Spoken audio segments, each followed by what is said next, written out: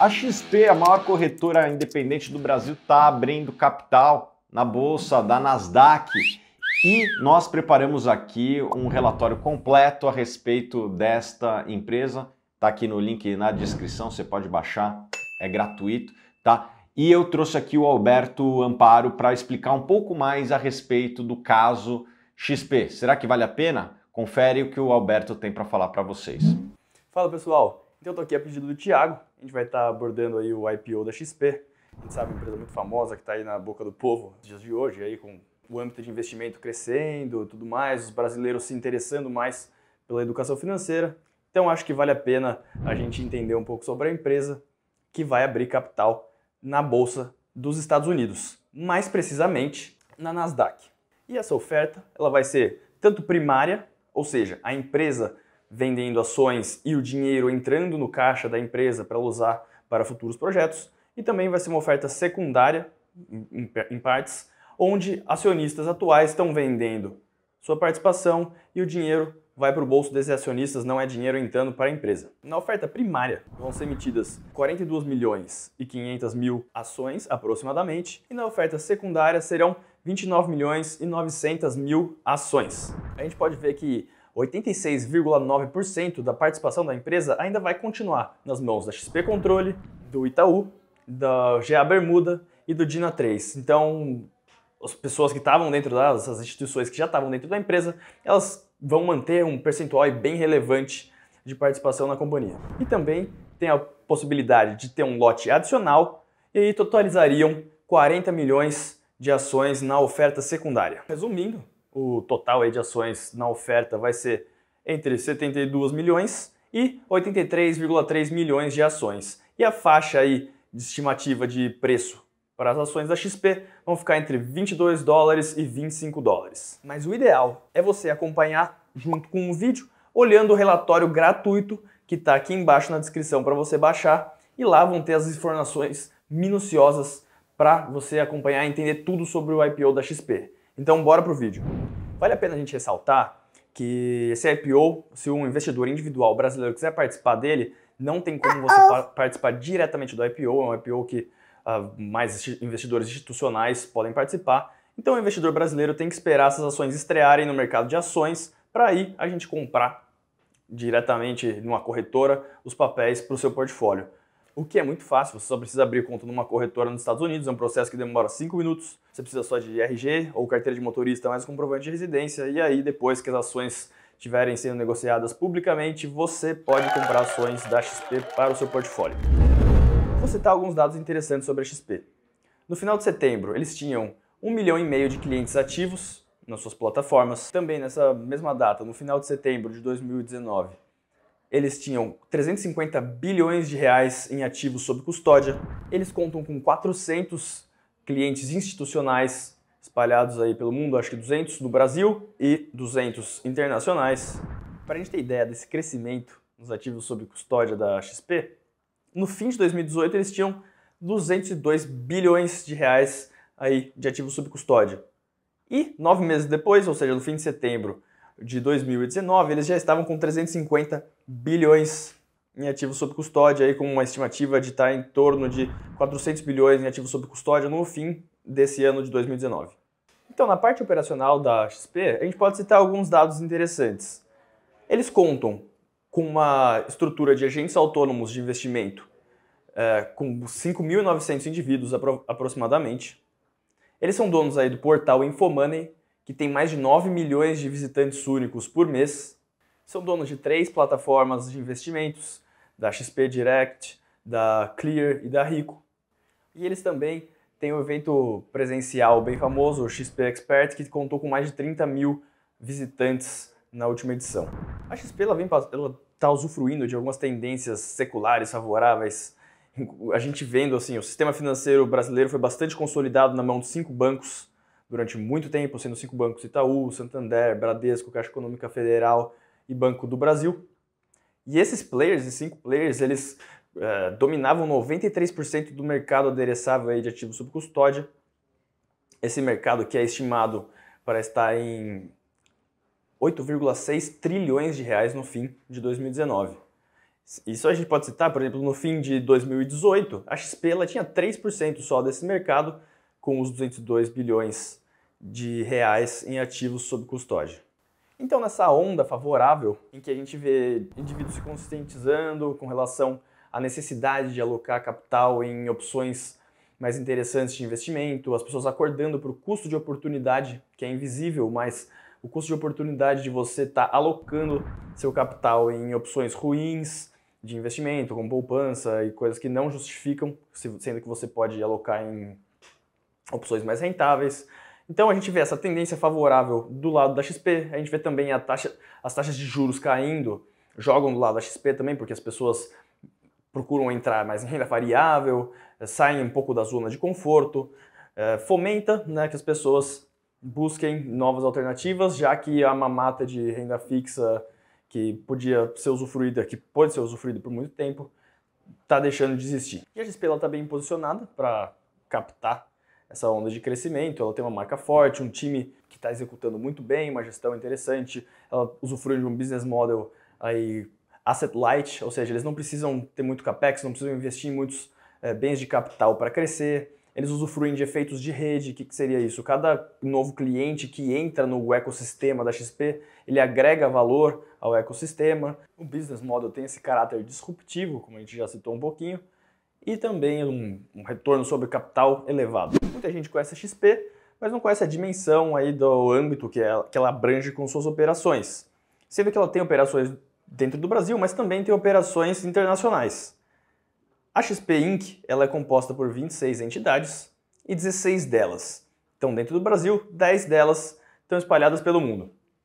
Vou citar aqui as principais subsidiárias da XP. A primeira que a gente vai citar é a XP CCTVM, que é a XP Corretora de Câmbio, Títulos e Valores Imobiliários, e ela pode ser dita aí que é o núcleo da XP, onde os investimentos na plataforma da XP Direct, da Rico, da Clear, acontecem através da XP CCTVM. Também é a entidade, a subsidiária que tem maior número de funcionários, e a rede de agentes autônomos também age dentro da XP CCTVM. A gente tem também a XP Gestão, que é uma gestora dentro do grupo XP, e ela é focada aí na administração de fundos de investimento, fundos de multimercado, fundos de ações, e tem como clientes investidores individuais de varejo em geral. Bom, a gente tem também a XP Advisory, que também é uma gestora de ativos, mas ela tem um foco mais peculiar, que é em clientes com patrimônio elevado. Ela também faz a gestão dos ativos desses consumidores. Vale a pena a gente citar a XP Vista, que é focada em gerir fundos de investimento passivo, também em renda fixa, crédito, setor imobiliário, infraestrutura, sendo distribuída também aos clientes através da XP CCTVM. Então, só para falar mais algumas, a gente pode falar da XP Seguros, que ela fornece seguros, planos de pensão a clientes de varejo.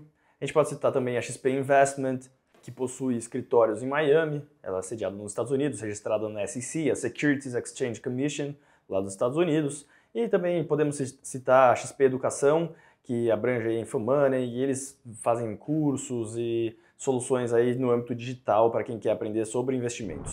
Então, o que é legal a gente citar aqui como também outro fator interessante para o crescimento da XP? No Brasil, se a gente olhar, é a sexta maior economia do mundo.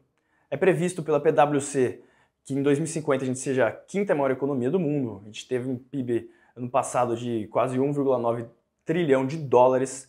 E se a gente olhar, no Brasil só 0,76% da população investe no mercado de ações. Se a gente olhar, por exemplo, nos Estados Unidos, 55% dos americanos investiam no mercado de ações de maneira direta ou indireta no fim de 2018. Então, se a gente multiplicar por 10 aqui a penetração de número de investidores no mercado de ações, a gente já tem que multiplicar por 7 para chegar nos Estados Unidos. Tem uma diferença muito grande. Ainda para contrastar mais ainda, se a gente olhar para a Colômbia, na Colômbia mais de 1% da população investe no mercado de ações. Então, só para chegar na Colômbia tem que crescer 50% aí, o percentual de brasileiros que investem na Bolsa de Valores. E essa é uma tendência que, com o advento da internet, a melhor informação das pessoas, deve acabar acontecendo um caminho natural que eu imagino que a população vai seguir. Claro, isso não acontece de maneira linear, acontece de maneira volátil, mas é um caminho que a gente está fadado a seguir. Bom, vamos ver agora alguns números da XP para a gente ter uma noção da dimensão aí da geração das demonstrações financeiras da empresa. Nos primeiros 9 meses de 2019, a XP teve uma receita bruta aí de quase 3,7 bilhões de reais. Se você pegar os últimos 12 meses terminados no fim de setembro de 2019, ela auferiu uma receita de 4,7 bilhões de reais. Ela teve um lucro líquido nos primeiros 9 meses de 2019 de quase 700 milhões de reais. Você tirar aí alguns lucros não recorrentes, em torno de 657 milhões de reais. Só que o legal da gente citar é o ritmo de crescimento que a empresa vem demonstrando. A receita bruta, por exemplo, cresceu ano a ano, comparando os 9 meses de 2019 e 2018, cresceu 64%, o lucro cresceu 99%, o lucro líquido, então, quase dobrou. E você vai vendo, desde 2016, assim, taxas de crescimento bastante expressivas para a empresa. E quais são as fontes da receita da XP? Bom, a gente tem as comissões aí de corretagem, que é tanto clientes de varejo individuais ou clientes institucionais negociando ações, também para colocação de títulos, pagam corretagem. Nem tudo é maravilha, também existem diversas incertezas com relação ao futuro do negócio da XP. Primeiro que esse ambiente de novos competidores no setor financeiro é um tanto quanto novo. A XP tem esse caráter disruptivo, mas a gente sabe que sempre que tem um setor que traz ROIC elevado, grande potencial de crescimento, isso também atrai a atenção da competição.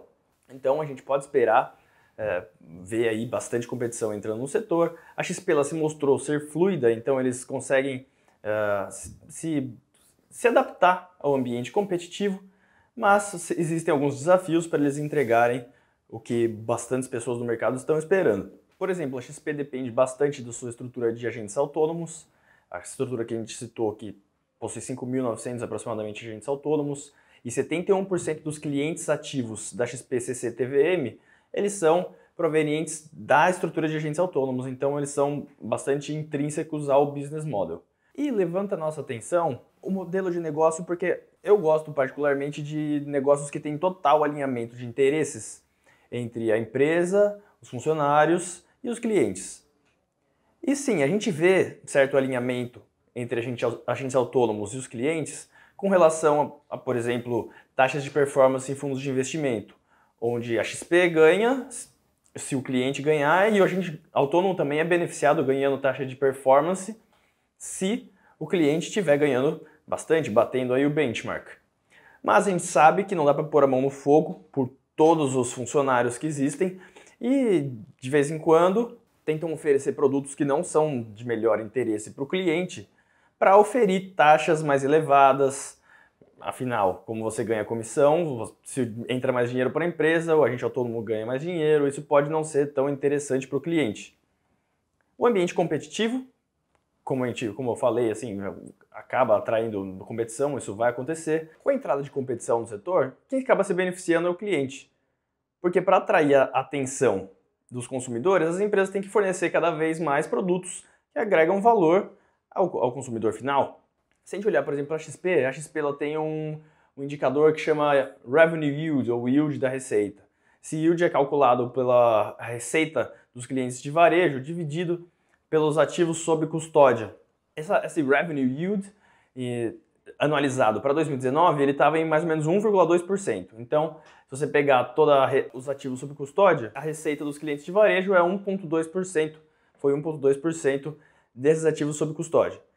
É possível que esse Revenue Yield ele tenha uma certa contração ao longo do tempo, através da venda de produtos que incorrem menos custos para os clientes. Também, quando o mercado de ações cresce, os ativos sob custódia crescem também, mas as taxas de corretagem e tudo mais não crescem na mesma proporção. Então, a gente pode ver uma certa retração nisso. Também, aqui no Brasil, a gente não tem um mercado, por exemplo, muito desenvolvido de ETFs que são Exchange Traded Funds, são fundos negociados em bolsa, eles têm taxa de administração muito mais baixa do que fundos ativamente geridos.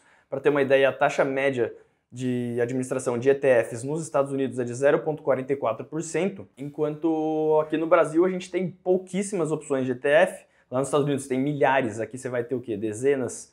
E as pessoas acabam ficando só com fundos de investimento ativos, que cobram, por exemplo, fundos de ações cobram 2% de taxa de administração e 20% de taxa de performance, e esse daí é o padrão.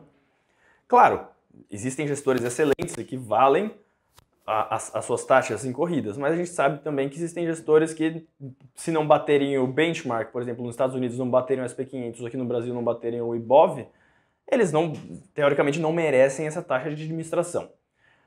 No final das contas, o cliente sai ganhando. A XP ela se mostrou ser fluida e ela consegue se moldar ao ambiente competitivo. Como muito do mercado, como a gente viu, 93% dos ativos do mercado adereçável está na mão dos 5 bancões, tem bastante market share aí para ser vencido por empresas disruptoras e que focam em agregar valor ao cliente. Como esse modelo de negócio ele é relativamente novo no Brasil, a gente não tem tantas informações sobre o ambiente competitivo, como serão as minúcias dessa competição entre empresas, a gente pode comparar, por exemplo, com os Estados Unidos, um mercado mais desenvolvido, mais consolidado e também mais competitivo. Se a gente olhar, por exemplo, para Charles Schwab lá, que seria a mãe de todas as XPs, o modelo a ser seguido pela XP, a Charles Schwab ela tem hoje em dia 3,25 trilhões de dólares em ativos sob gestão, e o mercado adereçável lá nos Estados Unidos é estimado em 45 trilhões de dólares. Então a Charles Schwab ela tem aí uns 7,2% do mercado adereçável nos Estados Unidos. É estimado para o fim de 2019 que a XP tem aí uns 400 bilhões de reais em ativos sob custódia e o mercado adereçável é estimado para estar em 8,6 trilhões de reais. Isso daí equivaleria a uns 4,6% desse mercado adereçável. Sim, lá fora é muito mais competitivo.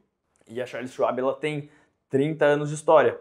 Mas se a gente imaginar que a XP vai chegar no que a Charles Schwab ou seja, 7,2% do mercado aqui no Brasil, isso é uma premissa interessante para a gente usar, por exemplo, para um valuation que você pode olhar aí no nosso relatório, que está gratuito novamente na descrição.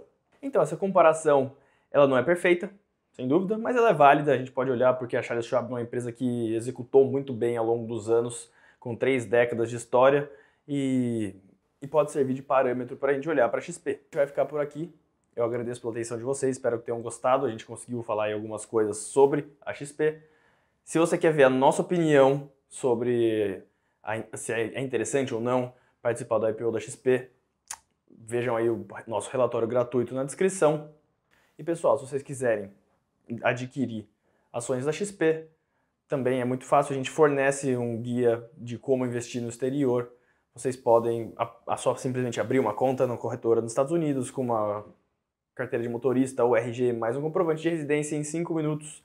Claro, você vai ter que esperar até as ações estarem no mercado e você vai poder comprar as ações da XP caso você tenha se interessado pelo case e ache que essa empresa vai ter um bom desenrolar no futuro. Mais uma vez, pessoal, obrigado pela atenção. Obrigado, Thiago, também por dar esse espaço aqui para eu falar um pouco sobre a XP. Espero que tenham gostado e até uma próxima. Se você gostou desse vídeo, já dá aquele joinha, se inscreve no canal e não se esquece, baixa aqui o relatório de XP que a gente fez para você.